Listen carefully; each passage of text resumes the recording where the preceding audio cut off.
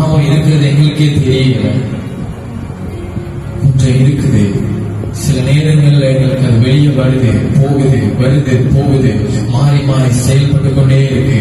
சேச்சிக்கு வந்தா பிரச்சனை, அபிஷேகம், பரிசுத்தம், வெளியில போன அசுத்தம், அழுக்கு, குப்பை, இப்படின்னு சொல்லி மாறி மாறி மாறி மாறி வாழ்ந்து கொண்டிருக்கிறோம். தேவனுடைய பிள்ளையே, ஒன்று நீ அனலா வாழணும், இல்லைன்னா குளிரா வாழணும்.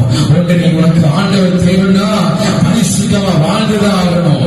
பிசாசு தேவனா நீ எப்படி வேணா போ, கேட்டுக்கு போற வழி விசாலமா இருக்கு. நீ ஆண்டோட சமூகத்துக்கு போகணும்னா அது இடுக்கமான வாசல் வழியாக நீ பிரவேசிக்கணும்ன்றத மறந்து போய்விடாது என்று வேதம் சொல்லுது. அல்லேலூயா, அல்லேலூயா. மறந்து போகாதீங்க. பாவத்தின் சம்பளம் ஒரு நாள் உங்களுக்கு மரணத்தை கொண்டு வரும் என்று சொல்லி